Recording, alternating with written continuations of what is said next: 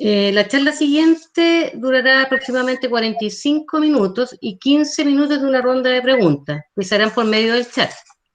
Ante cualquier inquietud, se podrá activar el micrófono. Si somos poquitos, vamos a ir viendo, podemos conversar.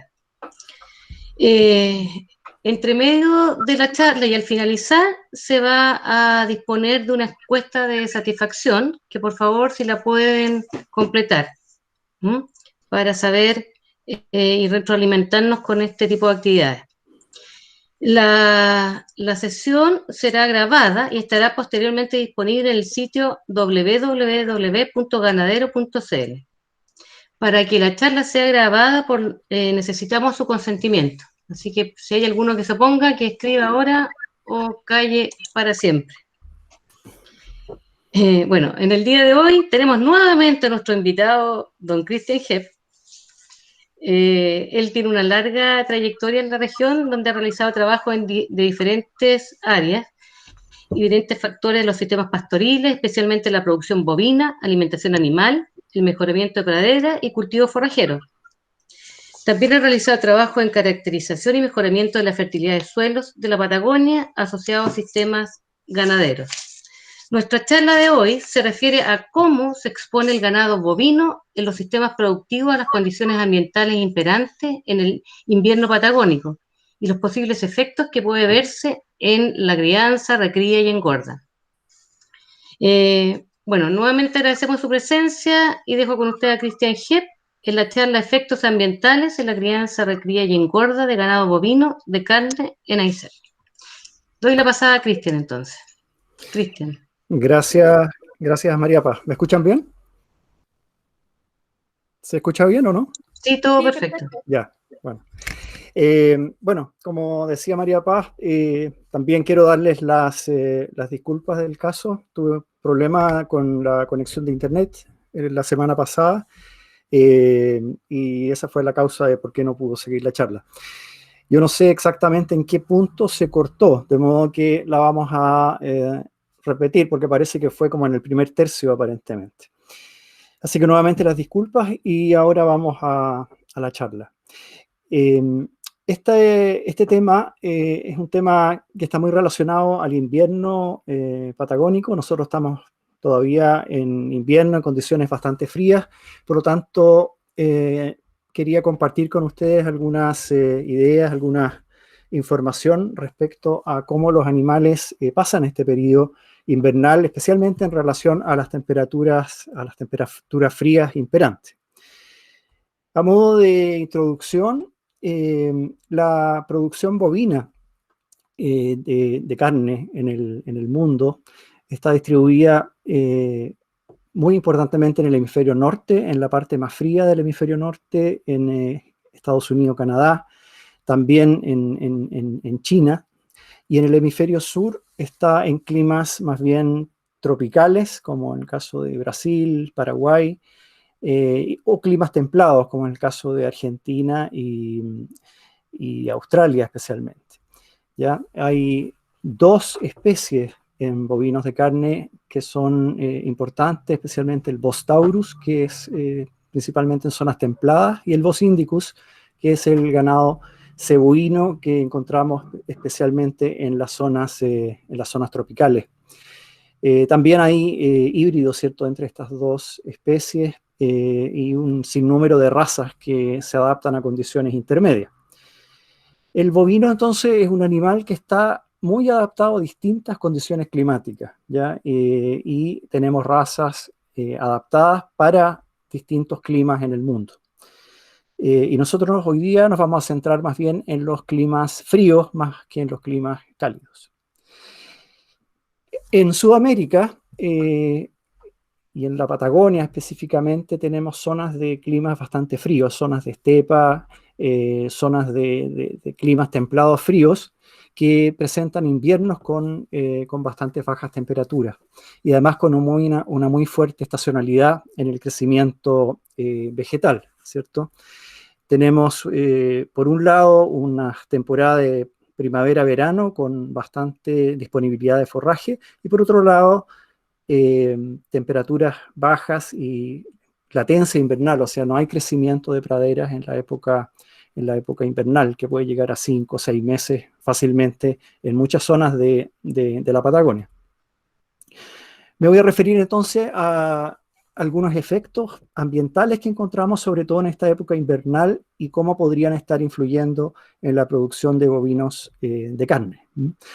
Aquí puse un cuadro con temperaturas promedios, son mínimas absolutas promedio, o sea, es en la serie histórica de las dos estaciones meteorológicas de más de 50 años, cuáles son las temperaturas mínimas absolutas promedios, ya no son las mínimas absolutas totales.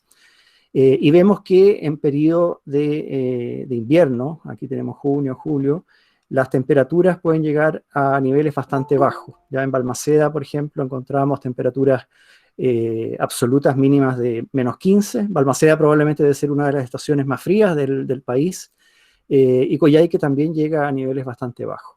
Sin embargo, en días puntuales, en estos inviernos y en años puntuales, las temperaturas en Balmaceda pueden llegar a -25 y se han registrado hasta -37 grados de temperatura en años específicos. O sea, bastante frío. Ahora, el bovino es un animal que soporta bastante bien las condiciones frías, ¿ya? Lo favorece su tamaño, son animales de gran tamaño y tienen una relación, ¿cierto?, de volumen corporal con superficie corporal que favorece, ¿cierto?, de que puedan regular bastante bien su temperatura. Y por otro lado son rumiantes, ya tienen un proceso de digestión que genera una gran cantidad de calor en el rumen y en el retículo de los animales, y ello también les permite, ¿cierto?, tener una regulación muy eficiente de su temperatura corporal. Si bien es cierto, en la Patagonia no son tan extremas las temperaturas como en el hemisferio norte, por ejemplo en Estados Unidos, en el norte de Estados Unidos, en Dakota o en la zona ganadera de Canadá, las temperaturas pueden llegar a -30, -40, -50 incluso. Eso no lo tenemos habitualmente en la Patagonia, pero sí cuando se conjugan algunos factores que vamos a ver luego, las temperaturas extremas pueden tener problemas en el comportamiento, en la función animal y en la productividad, sobre todo de estos animales. En términos también muy generales, podemos decir que los animales, igual que nosotros, tenemos una zona de confort de temperatura, ¿cierto?, en la cual el animal se encuentra en un metabolismo de mantención basal y que en este caso podríamos decir que es del orden de los 10 a 20 o 25 grados Celsius, ¿ya? Los animales están expuestos a la radiación solar, ¿ya?, la cual absorben. El color del pelaje también influye. Los animales más oscuros tienden a absorber más la temperatura el calor, perdón, que los animales de coloración más clara. Y también irradian, ¿cierto? Irradian calor como radiación infrarroja. También la radiación que cae en la Tierra genera radiación terrestre. La radiación terrestre es la que genera, ¿cierto?, el ambiente térmico. La temperatura del aire es un reflejo, ¿cierto?, de la radiación terrestre. Y eso nos genera entonces una temperatura ambiente.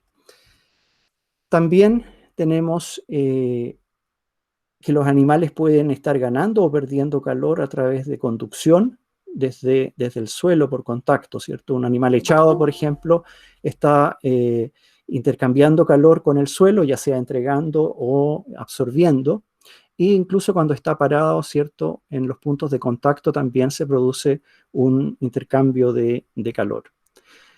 Y muy importante, sobre todo en las condiciones climáticas que tenemos acá en el sur de Chile, donde los vientos son muy importantes, está también este fenómeno convectivo, ya que estimula fuertemente la evaporación, ¿ya?, y con eso la pérdida de calor por evaporación, que es uno de los factores importantes cuando vamos a hablar de los animales que se encuentran mojados. La humedad relativa también es un factor en el control de la temperatura corporal, pero es mucho más importante en los climas cálidos, ¿ya? En los climas cálidos la humedad relativa juega, digamos, un papel mucho más relevante. Y, muy importantemente, tenemos la precipitación. ¿Y por qué la precipitación? Porque la precipitación puede mojar a estos animales, ¿cierto? Y ahí la pérdida de calor puede estimularse fuertemente, sobre todo si se combina con el factor de viento, como vamos a ver a continuación. Y también, ¿cierto?, el pelaje que tienen los animales, a diferencia de los humanos, ¿cierto?, que la mayoría de nosotros no está cubierto completamente de pelo, salvo excepciones, me imagino. Y el pelaje del animal, ¿cierto?, representa un factor de aislación muy importante, y además la grasa, ya que tenemos tanto la grasa de cobertura del animal como también la grasa que se encuentra asociada al pelaje del animal, que permite, ¿cierto?, tener una cierta protección cuando el animal se moja. Los animales tienen una zona, y nosotros también, los humanos, ¿cierto?, todos los seres vivos, tienen una zona termoneutral, ¿ya? Una zona en que el metabolismo está en una base, está en metabolismo basal, y que en la medida que el animal sale de esa zona termoneutral, que está asociada también a la zona, ¿cierto?, de confort, empieza a aumentar su metabolismo, ¿ya? Empieza a aumentar su metabolismo porque tiene que, en este caso, generar calor, y en este caso tiene que disipar calor, ¿ya? Pero estamos hablando de esta zona de acá. Entonces los animales llegan a un punto crítico en que ya no son capaces de producir suficiente calor como para mantener su temperatura corporal, y se empieza a producir el fenómeno de hipotermia, que puede, ¿cierto?, si eso continúa, desencadenar finalmente en la muerte. Ahora, la temperatura por sí sola, si bien es cierto, es muy importante, no es el único factor, ¿ya? Porque existe una combinación de factores que genera una sensación térmica, ¿ya?, que es la capacidad del ambiente, ¿cierto?, circundante para calentar o enfriar un organismo. Y esta sensación térmica digamos, depende en parte de la temperatura, pero también de la velocidad del viento y si el organismo está seco o mojado, ¿ya? Este es un factor que se desarrolló en Estados Unidos hace ya bastante tiempo,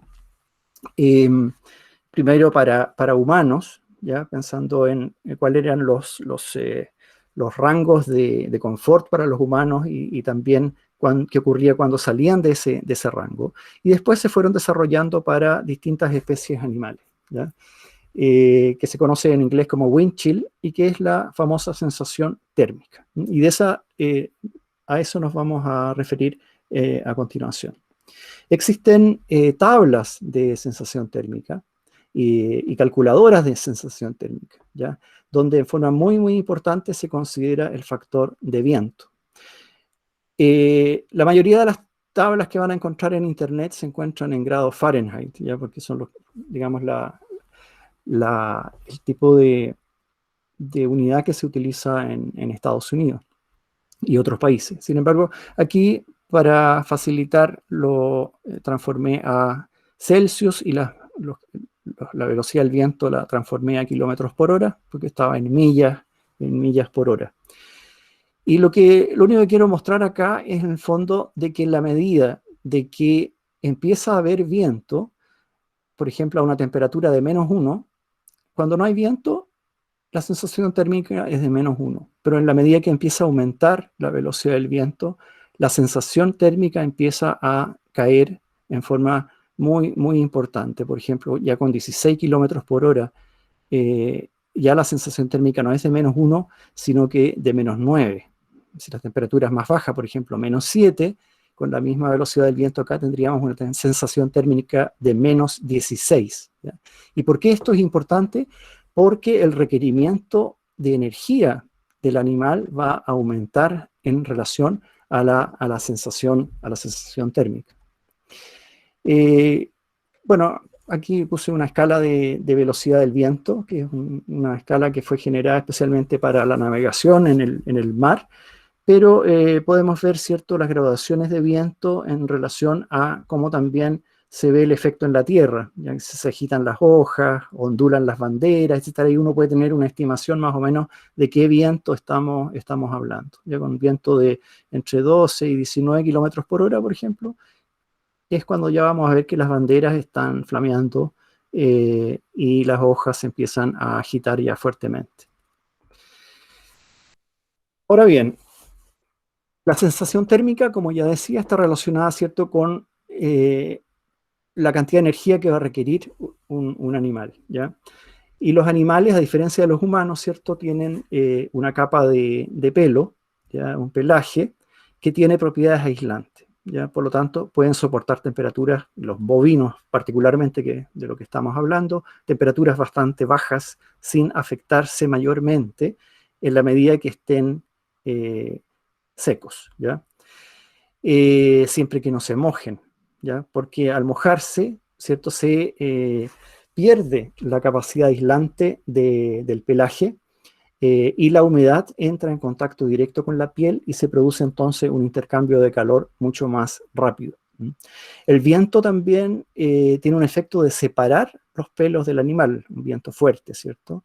Y eso hace de que la piel también se exponga directamente al viento.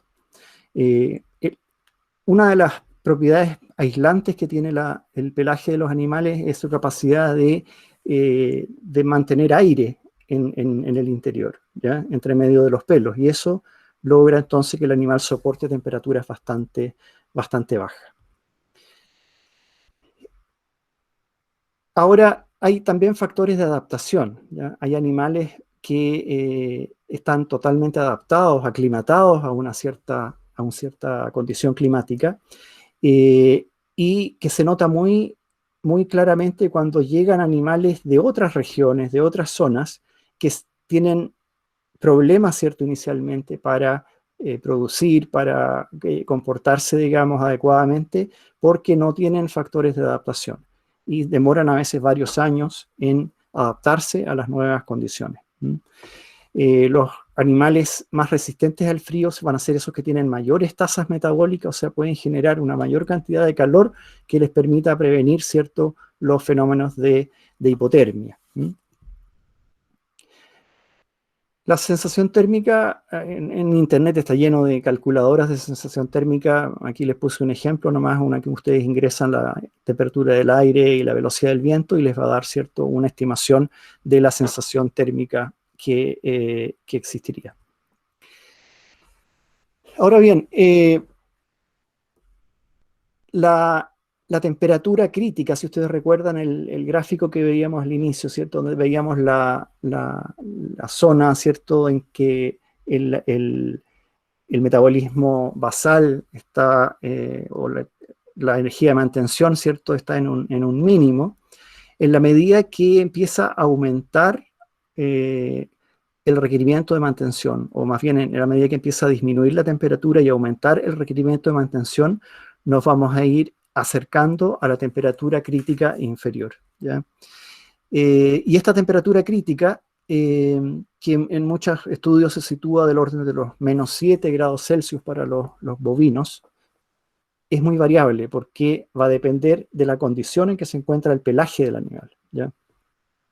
Como ustedes saben, los bovinos cambian el pelo verano-invierno, y en un pelaje de verano, por ejemplo, o un pelaje mojado, la temperatura pudiera estar en los 15 grados Celsius, ¿ya?, temperatura crítica. El pelaje de otoño, en 7, pelaje de invierno, si está seco el animal, en 0, y en animales, ¿cierto?, que tienen pelaje grueso, en condiciones secas podría estar en -7. Este mismo animal, si se moja, seguramente su temperatura crítica va a ir aumentando. Los animales, entonces, y las razas de animales muchas veces están, digamos, son por las mismas características del pelaje de los animales. están adaptados a diferentes ambientes, ¿ya? Y encontramos entonces animales más rústicos que pueden producir en ambientes más extremos. Aquí tenemos un caso, por ejemplo, de este ganado, el Highland Cattle del norte de Escocia, ¿cierto? En condición bastante fría, y que pueden resistir perfectamente bien en esas condiciones. Acá en Chile tenemos el Hereford, por ejemplo, que funciona perfectamente bien en la Patagonia, también el Angus, el Galloway, etcétera, son razas que se adaptan bien a las condiciones frías de la zona sur austral. También el tipo de pelaje tiene factores hereditarios bastante altos, medios a altos, por lo tanto también es factible seleccionar por estas características. Aquí tenemos una vaca con un típico pelaje de verano, ¿cierto? Que es ese pelaje lustroso, de pelo corto, ¿cierto? Y que esta vaca en su zona de termoneutralidad podría estar entre los 10, 20 grados, pero si en un día lluvioso, por ejemplo, en que puede haber viento, claramente su temperatura crítica va a ser bastante alta, ¿ya? Porque va a empezar a gastar más energía en mantener su calor corporal si es que está mojada que si está seca. Y en el otro extremo tenemos el pelaje de invierno. Aquí tenemos animales Angus, ¿cierto? Con su pelaje largo, ¿cierto? Con una buena capacidad de aislación, y que en estas condiciones secas estos animales perfectamente pueden soportar menos 8, menos 10, menos 12 grados, si es que están obviamente bien alimentados, ¿ya? Un animal seco y bien alimentado es la mejor defensa frente a las condiciones extremas del invierno. El invierno entonces nos trae distintos factores, ¿ya? Que causan eventualmente problemas. Factores de bajas temperaturas, factores de viento, factores de lluvia, de nieve, ¿cierto? Combinación de todos ellos que hace que el animal pueda empezar a requerir mucho más energía para mantener su temperatura corporal. Condiciones de barro, muy importante. Y también, obviamente, si es que no hay suficiente alimentación, ¿ya? Cantidad de forraje y calidad de forraje, porque todo eso va a hacer que el animal vaya perdiendo condición corporal y por lo tanto vaya siendo más complicado cada vez adaptarse a la condición fría, y por lo tanto se va a resentir más tempranamente la capacidad productiva del animal. Aquí, por ejemplo, bueno, ven esta vaca que no se ve muy alegre, ¿cierto? En ese ambiente de barro, en que probablemente tampoco tienen muy buenas condiciones para echarse y descansar, por lo tanto van a tener mucha pérdida de calor en esas condiciones y por lo tanto van a estar dirigiendo una parte muy importante de la energía que consumen a mantención y poca a producción, ¿ya? Lo mismo acá en condiciones de barro y de humedad y de animales mojados, tenemos entonces esa condición. Raúl acaba de mandar aquí una foto de Montana, que es, bueno, una zona muy fría. La voy a ver después, sí. Entonces, claramente, los animales que están mojados, ¿ya? Y sobre todo si mojado y viento es la peor combinación que puede existir en el invierno y casi en cualquier momento del año, ¿cierto? Para que un animal pueda estar, digamos, con buenas ganancias de peso, que está buenas producciones de leche, etc. Los animales tienen que estar bien alimentados y pueden soportar condiciones bastante extremas. Ya no les puede faltar energía durante el periodo invernal. La energía es el principal nutriente que se necesita en el periodo de invierno. Otro factor bien importante es cómo los animales ingresan también al periodo invernal, ¿ya? Y ahí la condición corporal, ¿cierto? Es fundamental, ¿ya? Un animal que se encuentra en buena condición corporal va a poder soportar mucho mejor las condiciones extremas del invierno que si un animal ingresa, por ejemplo, en una condición corporal extremadamente baja, un animal demasiado, con poca grasa, ¿cierto? a pesar de que esté bien alimentado, ese animal no va a poder regular bien su temperatura durante el periodo de invierno. Bueno, aquí algunas respuestas que se observan en los animales cuando empiezan a verse en necesidad de regular temperatura. Se produce, ¿cierto?, una vasoconstricción, haciendo que menos calor sea transportado hacia la superficie del animal, o sea, hacia la piel, y permita entonces mantener mejor la temperatura corporal. Aquí influyen, ¿cierto?, por ejemplo, la adrenalina, influye la tiroxina, etc. También la musculatura de los pelos. Ya los pelos tienen pequeños músculos que se contraen y provocan, ¿cierto?, que el pelo tienda a erizarse, ¿cierto?, que se pare el pelo y de esa manera genere más bolsones de aire que permitan un mejor aislamiento de los animales en estas condiciones. Cuando ya la cosa se empieza a poner más complicada, ¿cierto?, el animal empieza a tiritar, ¿ya? Y la acción de tiritar, ¿ya?, genera, ¿cierto?, un aumento de la tasa metabólica y generación de calor.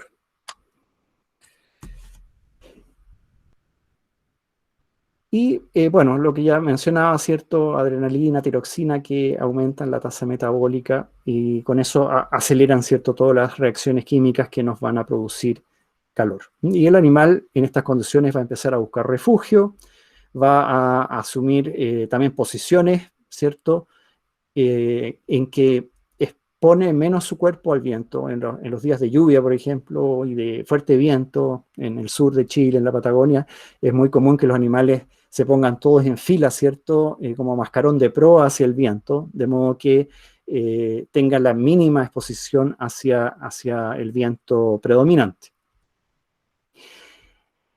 El bovino tiene aquí en su sistema digestivo, ¿cierto?, una estufa, ¿ya? Esa estufa es la que tenemos que mantener bien alimentada para que se esté generando suficiente calor, porque este animal, ¿cierto?, en invierno va a requerir regular su temperatura y para eso tiene que quemar el alimento en el rumen, ¿ya? Si recuerdan, hace un par de meses, la primera charla, hablamos sobre energía, proteína, etc. Y cómo se iba particionando la energía para llegar finalmente a la energía de producción, a la energía neta de producción. Y ahora estamos hablando bastante de lo que es la energía de mantención, ¿ya?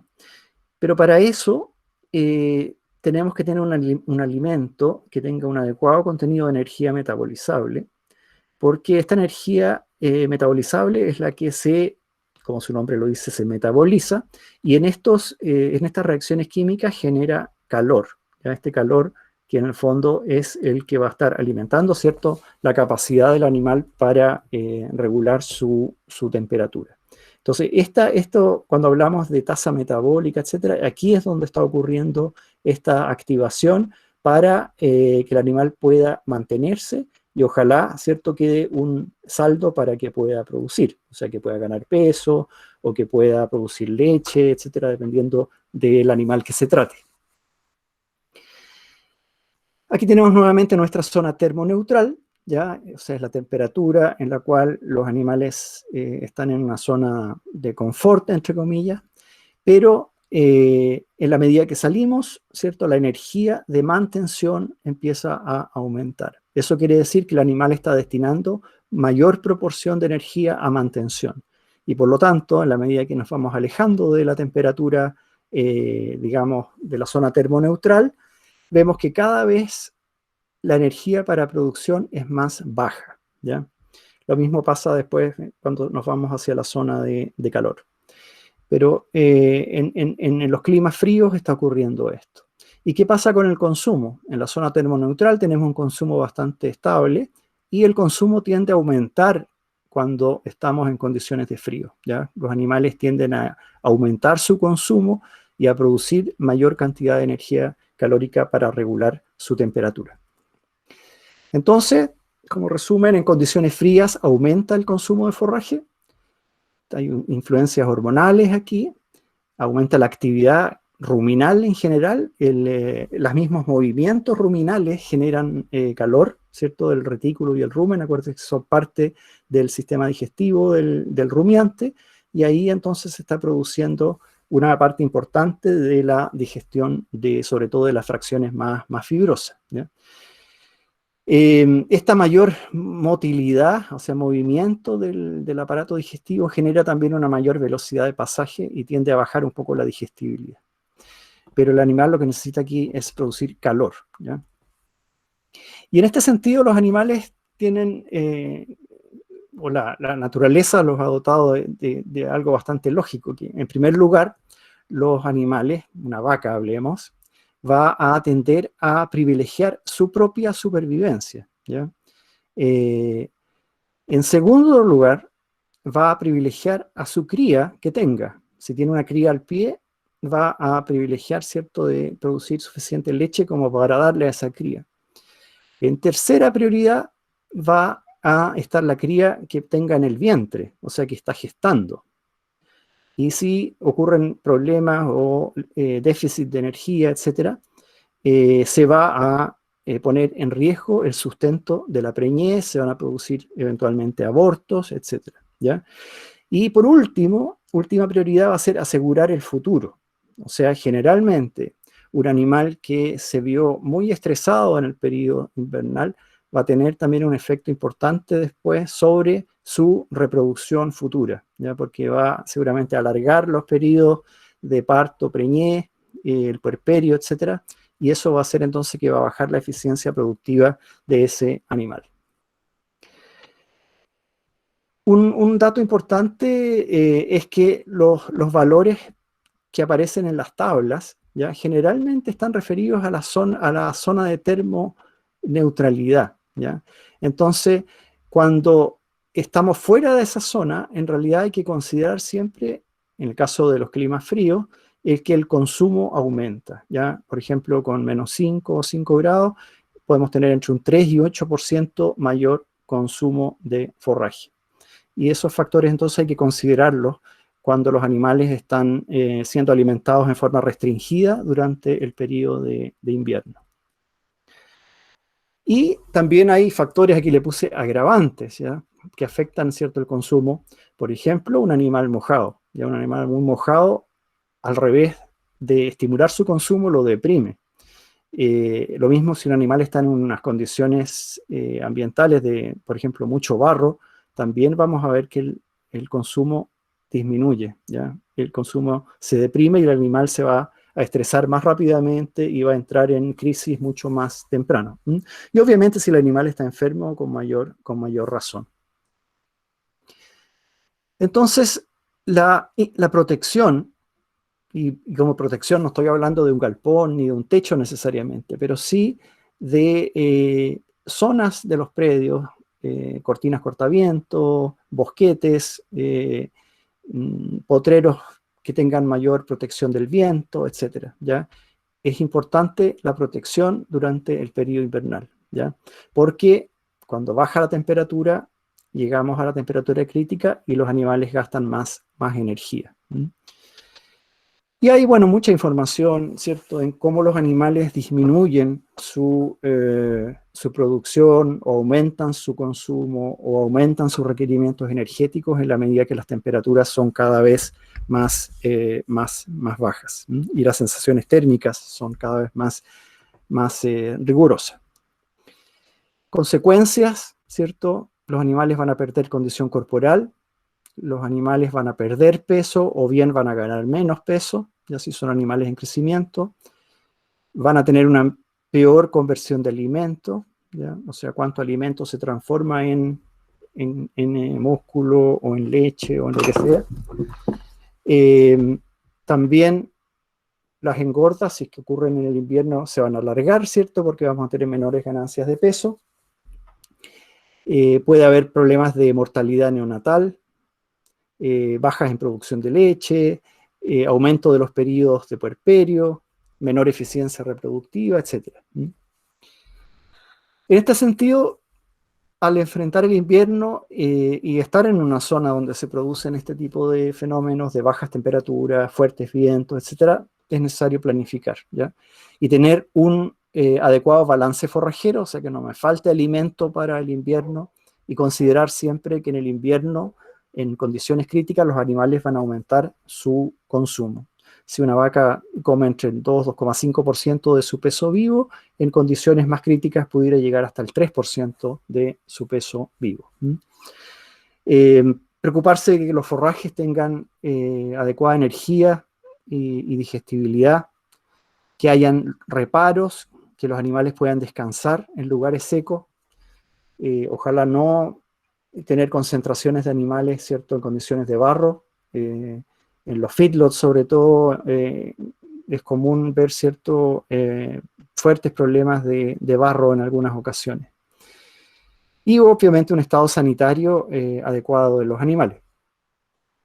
En este sentido, las cortinas cortavientos, los bosquetes, los techos, los bosques incluso, nos permiten tener a los animales en un mejor ambiente, lo cual redunda especialmente en un buen bienestar animal. También, por ejemplo, al subir animales a un camión y que tenga que viajar, también hay que considerar de que esos animales van a estar sometidos a sensación térmica. ¿Ya? Un camión que va, no sé, a 80 kilómetros por hora en una carretera, vamos a tener, aunque no haya viento, va a tener una sensación térmica el animal equivalente a la velocidad que lleva el camión, ¿ya? Por lo tanto, si además va mojado, va a también sufrir bastante durante ese periodo. Para ir cerrando, quiero mostrarles también algunos datos regionales que hemos recopilado, ¿cierto? Que hemos hecho algunas experiencias para ver también un poco el efecto del reparo en los animales, ya especialmente en lo que es recría y engorda que hemos hecho acá en esta parte de la Patagonia. Acá tenemos un gráfico que nos muestra en 2 años, ¿ya? Con los periodos de pastoreo, los periodos de suplementación, ¿cierto? Y aquí están los periodos fríos. Y ahí están los periodos de gestación de las vacas y los periodos de recría y de engorda de los novillos. En los experimentos que hemos hecho, hemos evaluado también el efecto de sensación térmica. Aquí, por ejemplo, hay, a modo de ejemplo, un periodo de 48 horas, en que tenemos aquí la estación meteorológica del lugar, el día 25-26 de julio, y las columnas representan la velocidad del viento. La curva negra muestra la temperatura del aire, y la curva roja muestra la sensación térmica. Vemos entonces que cuando no hay viento o hay poco viento, ¿ya? Las dos curvas están bastante cercanas, pero basta de que empiece a aumentar el viento y la temperatura del aire se separa fuertemente de la de sensación térmica, ¿ya? Y en estas condiciones es que los animales empiezan, ¿cierto?, a aumentar sus requerimientos de energía y a afectarse también la respuesta productiva. Lo hemos probado en condiciones bastante de campo, con terneros y con novillos, y con patio de alimentación también bastante básico, sin condiciones muy, muy especiales. Y por ejemplo, aquí en un experimento vimos que cuando comían ensilaje los animales en condiciones de patio, o sea, bajo techo, ganaron casi 500 gramos diarios, y afuera, comiendo lo mismo, ganaron un poco más de 300 gramos diarios, o sea, un 46% de diferencia. También en novillos de engorda, en que probamos distintas condiciones. Aquí ustedes pueden ver que los novillos que comieron ensilaje solamente en el exterior ganaron 170 gramos diarios. En cambio, los que estuvieron comiendo ensilaje en condiciones de patio ganaron casi 900 gramos diarios. O sea, eso es una diferencia muy importante en un sistema de de engorda, ¿ya? Más de 5 veces de diferencia. Cuando los animales comieron ensilaje y además se le dio avena, en el exterior lograron casi 700 gramos. Si la avena tuvo un efecto muy importante ahí como un suplemento energético. Y en condiciones de patio, con esa misma dieta, los animales lograron 1,100 kg, ¿ya? Es decir, los suplementos energéticos nos pueden de alguna manera suplir los problemas de falta de energía en el periodo invernal. Ahí se ven las condiciones de los animales con sus pelajes de invierno, animales bien adaptados a las condiciones de temperaturas bajas en el invierno patagónico. Aquí otros datos, ¿cierto?, en que animales en condiciones protegidas, comiendo solamente heno, un heno de pradera con alfalfa, ganaron afuera 312 gramos diarios y bajo techo 420, o sea, un 35% más. Y con un poco de avena, lograron obviamente ganancias mayores de 540 y de 760, o sea, como un 40% de diferencia. Eso nos indica de que el reparo obviamente que tiene un efecto importante sobre el comportamiento productivo de los animales. ¿Ya? Estas eran las condiciones de reparo, es decir, los animales tenían un sector seco para echarse, ¿cierto? Y lo más importante, no estaban expuestos ni a la lluvia ni al viento. Para redondear, y con esto terminamos, ¿cierto? Recordar algunos de los conceptos principales que hemos visto hoy día. Los bovinos están adaptados, ¿cierto?, a temperaturas moderadas a bajas, o sea, las bajas temperaturas por sí solas no son una limitante muy fuerte para la producción de bovinos de carne, salvo que los animales sean expuestos a viento y a humedad, que le moje el pelaje en el fondo. Y ahí es cuando se pueden producir estas situaciones críticas, ¿cierto?, que van a alterar el requerimiento de energía, sobre todo del animal, para regular su temperatura. Las temperaturas extremas, ¿cierto? Aquí pongo también el calor, ¿cierto? Extremo, que es negativo, puede tener efectos detrimentales, ¿cierto?, al combinarse con factores, por ejemplo, de lluvia, viento, malnutrición, alta humedad relativa, ¿cierto?, en el caso de los climas calurosos, etc. Que el frío aumenta los requerimientos de energía y eleva el consumo de forraje, o sea, hay que considerar que los animales en condiciones frías tienden a consumir más, que ese forraje idealmente tiene que ser con un contenido de energía adecuado y que tener una digestibilidad razonable. En general, los animales jóvenes y los animales gestantes van a ser los más vulnerables, especialmente los terneros, ¿cierto?, y las vaquillas son más vulnerables a estas condiciones, y que es necesario, ¿cierto?, equilibrar factores de bienestar animal. El bienestar animal cada vez tiene más influencia en los sistemas productivos y por lo tanto también un adecuado confort térmico del animal durante el invierno es una buena medida. Y sobre todo, ¿cierto?, lo que he tratado de recalcar mucho es que el factor sensación térmica es muy importante de considerar, sobre todo cuando tenemos presencia de viento y de animales mojados por la lluvia o la nieve. Eso es lo que yo quería presentarles hoy día. Espero que no se haya cortado. Estamos todos aquí, Cristian. Parece que sí.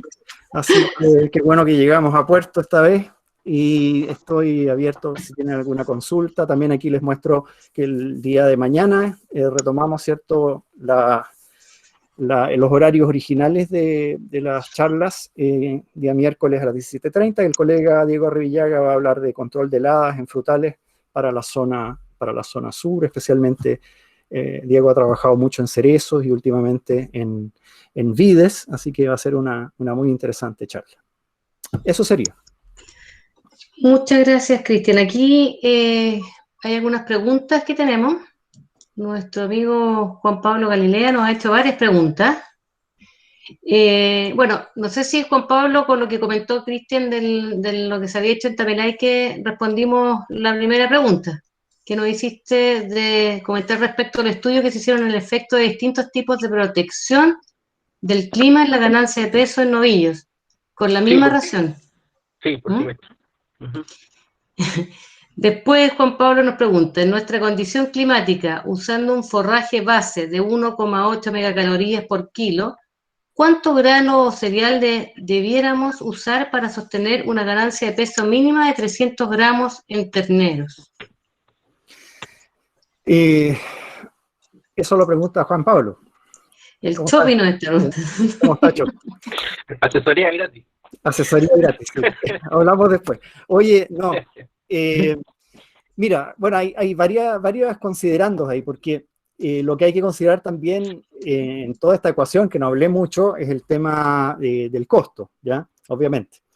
Pero dejando fuera el tema del costo, nosotros para llegar a niveles de 300 gramos diarios, en terneros, la verdad que no requerir, si es que el forraje es de buena calidad, tú me hablabas de 1,8 megacalorías. Sí, más o menos, Sí, pensando en un primercito de avena, algo así.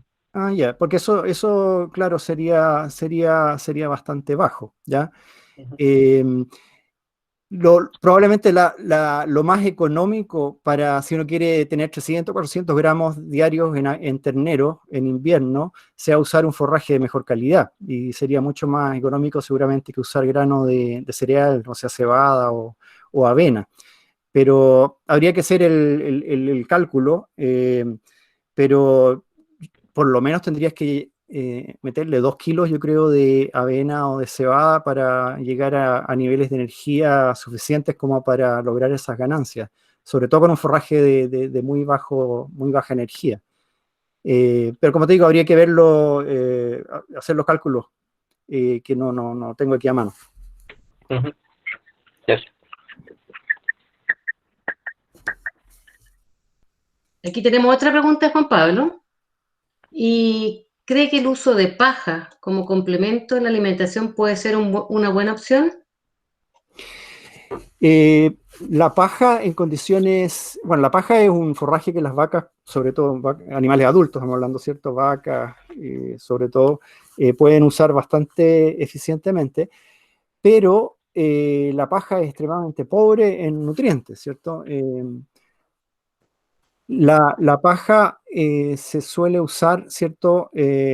Sobre todo en periodos un poco anteriores, en que los animales en el fondo vienen de una condición corporal, digamos, con muy buena acumulación de grasa en el periodo de verano, ¿cierto? Postdestete, y podemos darnos el lujo de que pierdan condición corporal, y ahí en ese periodo la alimentación con paja puede ser un buen suplemento. Sin embargo, la paja no sería una buena idea para lograr cierta producción eficiente de calor, ¿ya? Salvo que fuera una paja de muy buena calidad, una paja de leguminosas o algo así, digamos. Pero pajas de cereales en general van a limitar también el consumo, la velocidad de pasaje del alimento, porque va a requerir mucho más procesamiento. Va a generar calor, pero no tanto como en caso de un forraje de mejor calidad. ¿Mm? Ujú.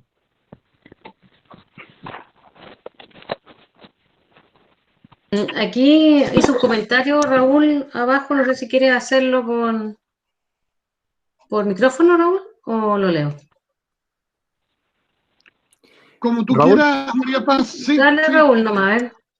Es que me parece a mí que en nuestros sistemas que están tan basados en el pastoreo y que sin duda tenemos forrajes de muy baja calidad en el invierno, una opción y que es lo que nosotros promovemos es incorporar un suplemento proteico porque eso va a ayudar a mejorar el consumo y la digestibilidad del forraje.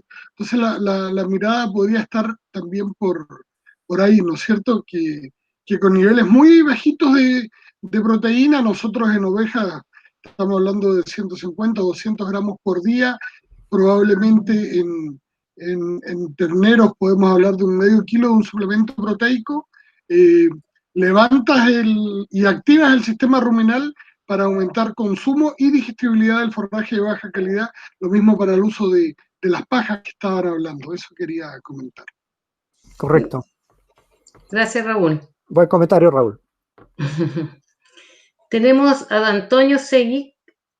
¿Cuáles son los mejores alimentos fibrosos en tiempos fríos o alimentos alternativos? Bueno, alimentos fibrosos en nuestras condiciones vamos a estar hablando de ensilajes, ¿cierto? Ensilajes de pradera, vamos a estar hablando de enilajes, podemos hablar de henos de pradera mixta, henos de alfalfa, enilaje de alfalfa.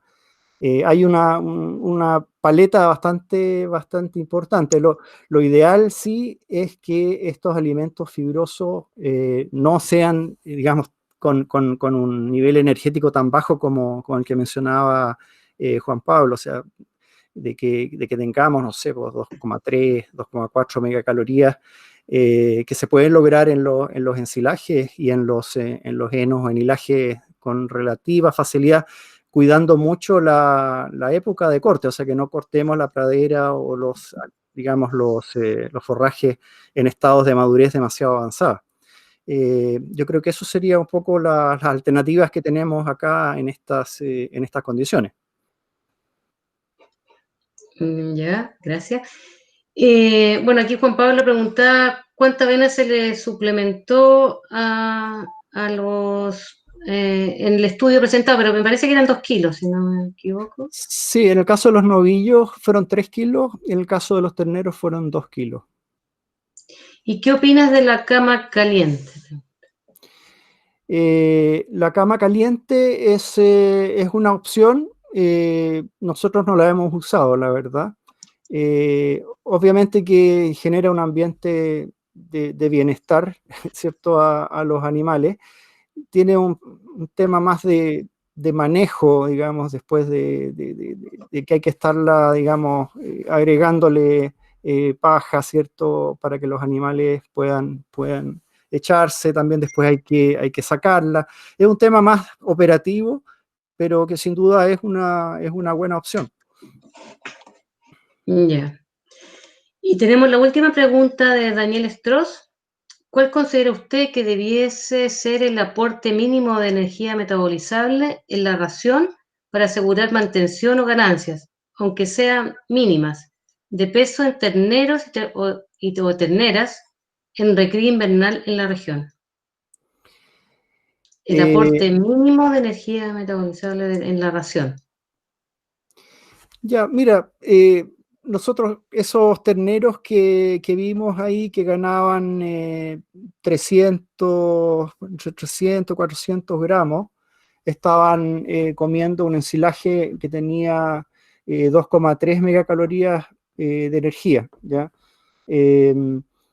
Con eso se podría lograr en nuestras condiciones.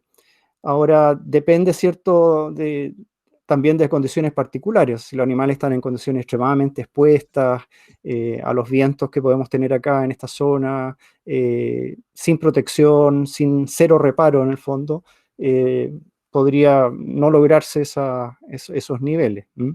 Ahora, con eso tú logras ya cierta ganancia, sobre todo si tienes una mínima condición de reparo y que los animales pueden estar relativamente secos. Podría ser un poco más bajo si tú quieres simplemente mantención. Pero la idea, yo creo que los animales ganen 300, 400 gramos ya es razonable para el periodo invernal y que es bastante económico lograr ese tipo de ganancia. Ya, Cristian, 1.000.000 de gracias. Esta fue la última pregunta que teníamos. Les recuerdo a todos los presentes, por favor, contestar el link de la encuesta que está en nuestro chat para que tengamos retroalimentación. Y nos vamos a despedir hasta mañana. A los que les interesen los cerezos o los frutales. Cristian, ¿quieres dar unas palabras finales?